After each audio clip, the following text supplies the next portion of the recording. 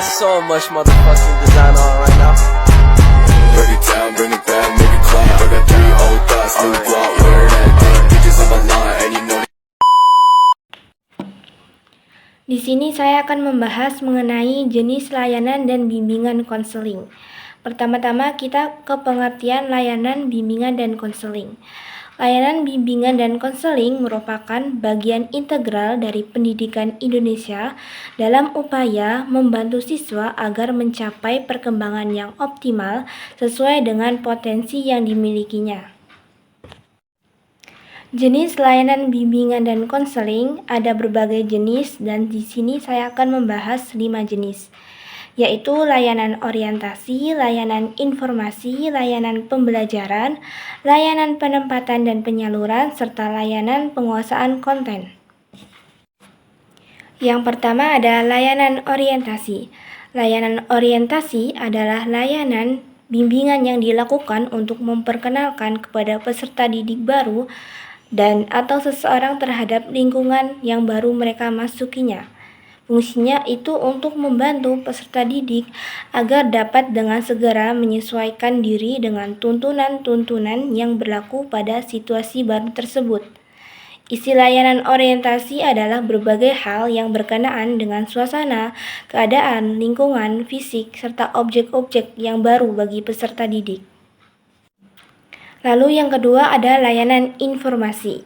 Layanan informasi adalah layanan bimbingan konseling yang memungkinkan siswa menerima dan memahami berbagai informasi seperti informasi pendidikan, informal maupun jenjang karir, yang dapat digunakan sebagai bahan pertimbangan dan pengambilan keputusan untuk kepentingan siswa tersebut. Fungsinya diadakan layanan informasi adalah untuk membekali para siswa dengan pengetahuan tentang data dan fakta di bidang pendidikan sekolah, bidang pekerjaan, dan bidang perkembangan pribadi sosial, supaya mereka dapat belajar tentang lingkungan hidupnya dan terlebih mampu mengatur dan merencanakan kehidupannya sendiri secara mandiri.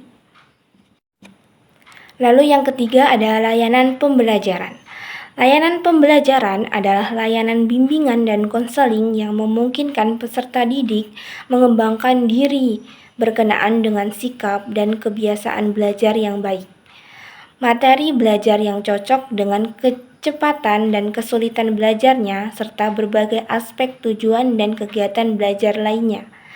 Fungsinya itu untuk memotivasi siswa melakukan kebiasaan pembelajaran yang positif dan efektif sehingga dapat mencapai keberhasilan belajar dan mengembangkan segala potensi yang ada dalam dirinya.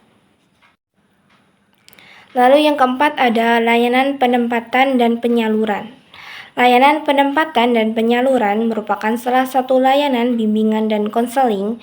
Layanan penempatan dan penyaluran bertujuan untuk menempatkan peserta didik pada situasi atau keadaan di mana kelebihan potensi atau bakat yang dimiliki dapat berkembang dengan optimal.